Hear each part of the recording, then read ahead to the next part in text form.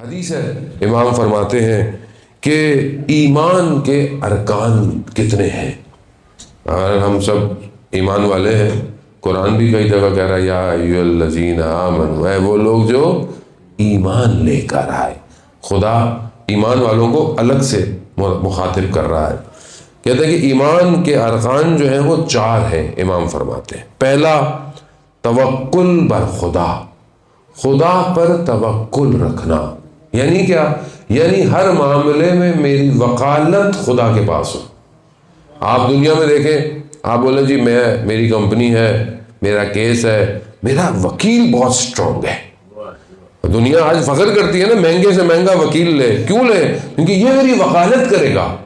اور جو وکالت صحیح کرے گا، آپ پیسہ خرچ کرتے ہیں اور آپ کو بڑا گھمنڈ ہوتا ہے کہ میرا وکیل سٹرونگ ہے، آپ کیس جیت جائیں گے. اور جس کا وکیل خدا ہو اسے دنیا میں کون ہرا سکتا ہے؟ توکل خدا کے صرف.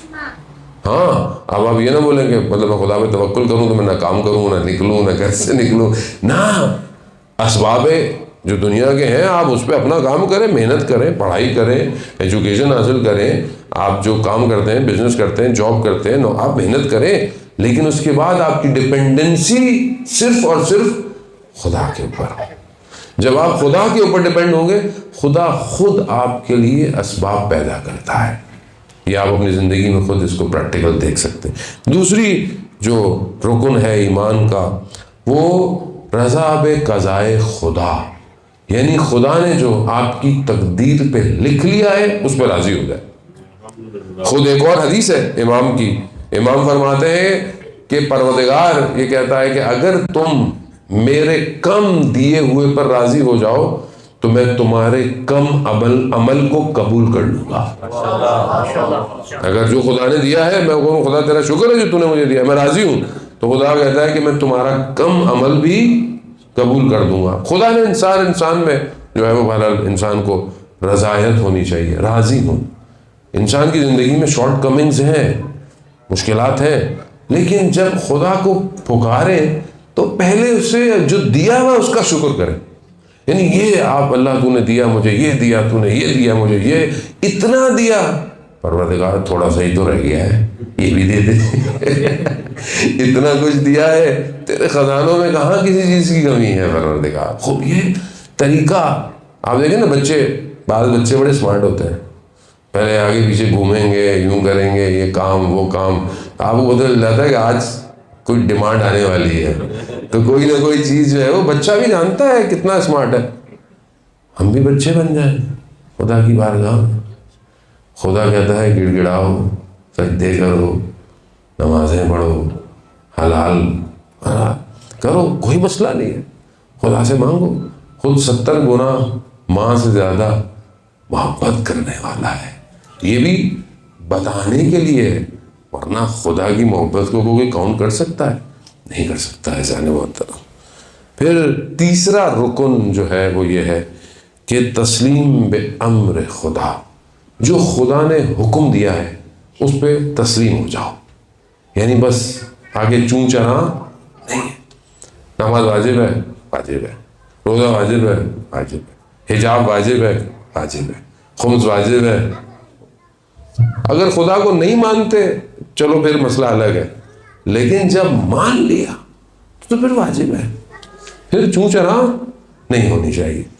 یہ ایمان کے رکن ہے.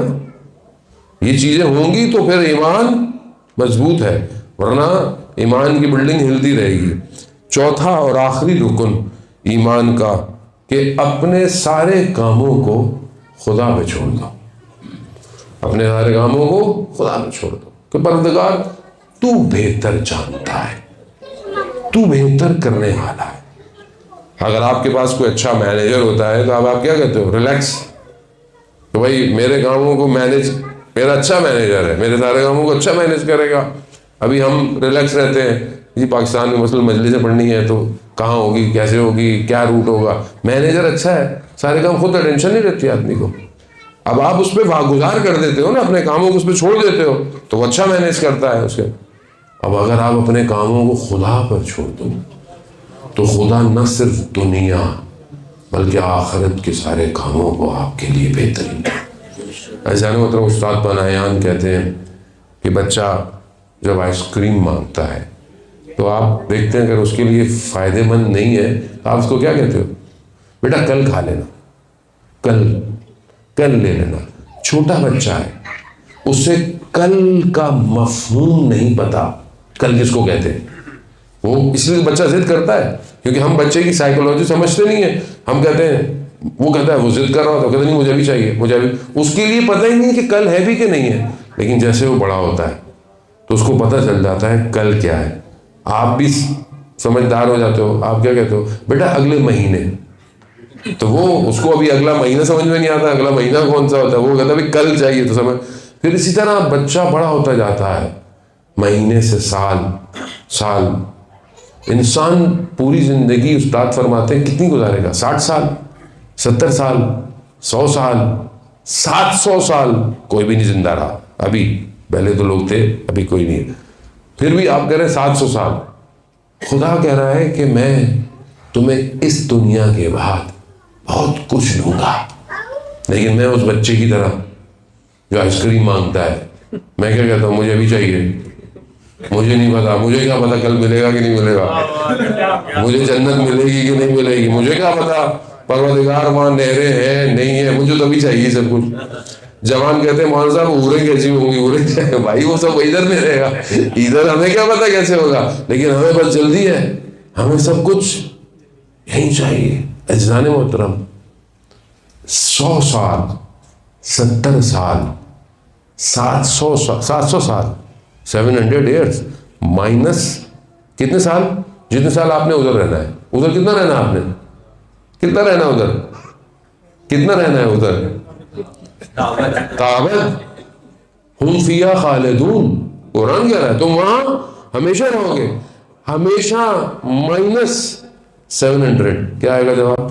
انفینٹی، یعنی کچھ بھی نہیں ہے یہ تو کچھ بھی نہیں ہے۔ ہم اتنا اپنے آپ کو ٹینشن میں ڈالے ہوئے ہیں، اور ساری ہماری ٹینشنیں کچھ بھی نہیں پر، ناراضگیاں، لڑائیاں، پریشانیاں، بھائی یہ کچھ نہیں ہے، وہ بہت کچھ ہے۔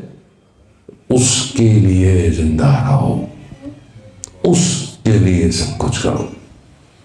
شخص بہرحال وقت بالکل نزدیک لگ گیا، جب امام نشا پور سے جا رہے تھے تو امام نے پوچھا کہ کوئی ہے جو محاسن کو درست کرے، یعنی داڑھی واڑھی۔ تو ایک شخص جو جس کا کام تھا اس نے تو امام سے پوچھا تمہاری اجرت کیا ہوگی؟ کہا نہیں مولا میں آپ سے اجرت لوں گا۔ کہا نہیں، کسی سے بھی کام کرنے سے پہلے اس سے اجرت سنت پیغمبر ہے، طے کر لینی چاہیے۔ کہا نہیں، کہا مولا نہیں۔ بہرحال بہت اس نے وہ کیا، اس نے امام کے جو ہے وہ محاسن درست کیے۔ تو جس پتھر پہ وہ اس زمانے میں وہ اس طرح ٹائپ جو بھی تھی وہ تیز کرتا تھا، تو امام نے کہا یہ پتھر دو۔ اس پتھر کو کہتے ہیں کہ امام نے سونے کا بنا دیا، سونے کا بن گیا۔ اب اسے جب ملا تو اس نے کہا مولا مجھے یہ نہیں چاہیے۔ کہا کیوں؟ مولا اسے پتھر ہی بنا دے۔ کہا پھر کیا چاہیے؟ کہا جب میرا وقت آخر ہو تو آپ آ جائیے گا۔ اللہ برائے خوشنودی امام رضا علیہ السلام صلوات اللہم صلی علی محمد وعلیہ محترم۔ میں نے لمبا سودا، چھوٹی چیز نہیں چاہیے، وہ چاہیے۔ اور یہ ہوا، بیان ہوتا ہے، راوی کہتا ہے کہ ہم امام کے ساتھ تشریف رکھتے تھے، کوئی جلسہ تھا، اچانک سے امام نے کہا کہ میں تھوڑی دیر میں آتا ہوں۔ امام گئے، تھوڑی دیر بعد امام نے کہا مولا کہاں گئے تھے؟ کہا وہ جو اس سے وعدہ کیا تھا اس کا وقت آخر آ گیا تھا تو اس کے پاس گیا۔ عزیزان محترم، یہی دعا ہونی چاہیے کہ جب میری روح میرے بدن سے نکلے تو میرے سامنے میرا امام ہو، بس اور کیا چاہیے انسان، یہ سب بگڑ جائے گا۔ اس کی مثال آپ نے کربلا کے بھی اشعار سنے سارے ماشاءاللہ، تو کربلا مثال ہے کہ امام سامنے ہے اور گردنیں کٹ رہی ہیں لیکن کسی کو تکلیف نہیں ہوئی۔ کیوں؟ امام سامنے ہے. ہمارا امام ہمارے زمانے کا امام کہاں ہے؟ کیا ہم اپنے امام کو ڈھونڈتے ہیں؟ اللہم ارنا الطلعۃ الرشیدہ والغرۃ الحمیدہ. اے میرے پروردگار مجھے وہ درخشندہ پیشانی دکھا، وہ رخ زیبا دکھا، وہ یوسف زہرا دکھا. وہ انسان کی تڑپ یہی ہونی چاہیے زانے محترم. اگر ہم مدینہ میں ہوتے تو مدینہ میں امام کو دیکھتے، ہم کوفہ میں ہوتے، ہم کربلا میں، ہماری تو یہی نا یا لیتنی کنت معکم فافوز فوزا عظیما. کاش ہم بھی آپ لوگوں کے ساتھ ہوتے تو ہم بھی کامیاب ہو جاتے. مگر وقت کا امام آواز آئے گی، کاش کیوں کہتے ہو، میں تمہارے درمیان میں موجود ہوں. عزیزان محترم، تو ہم اپنے امام کو دیکھنے کے لیے تڑپے. یہی ہے ہر امام کا ذکر اس لیے تاکہ اپنے وقت کے امام کو پہچانو کہ میری زندگی میں میرا امام کہاں ہے. اور یہ تب تک ممکن نہیں جب تک آپ اپنے آپ کو اور اپنے گھر کو اس قابل نہیں کر لیتے کہ آپ کا امام آپ کے گھر میں تشریف لائے. جب تک آپ اپنی کمیونٹی کو اس قابل نہیں کر لیتے کہ آپ کا امام جو ہے وہ آپ کے درمیان میں ہے. وہ انتظار کر رہا ہے. حضرت یوسف کو سرے بازار بیچ دیا گیا، آپ کے سامنے ہے. حضرت یوسف کے معاملات آپ نے دیکھے، زلیخا نے 7 دروازے بند اور حضرت یوسف کو سامنے کھڑا. مگر حضرت یوسف نے یہ نہیں کہا کہ یہ میں کہاں پھنس گیا، کہا پروردگار تیری پناہ چاہتا ہوں. کہا یوسف مڑ جاؤ. یوسف مڑ گئے، بند دروازے کھل گئے. آیت اللہ جواد عامی غالباً فرماتے ہیں کہ جو مصر میں خدا تھا آج بھی وہی خدا ہے. تم بھی اپنی زندگی میں جب پھنسو تو کہو پروردگار تیری پناہ چاہتا ہوں، خدا تمہارے بھی بند دروازوں کو کھول دے گا. عزیزان محترم، خوب یہ جب آپ باہر نکلتے ہیں، جانے جس معاشرے میں رہتے ہیں، آسان نہیں ہے، سخت ہے، لیکن آپ کی توجہ اگر امام کی طرف ہے کہ میرا امام مجھے دیکھ رہا ہے، میرا امام کیا اس حال میں مجھے دیکھے گا، خوش ہوگا؟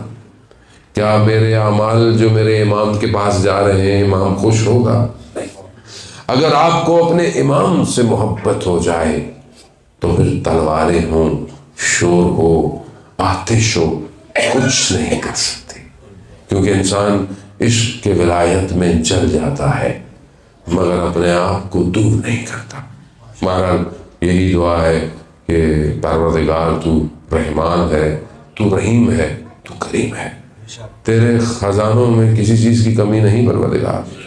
تو جسے اپنی بارگاہ میں بلائے تو بلا لیتا ہے، تو جسے چاہے ہدایت دے ہدایت دیتا ہے.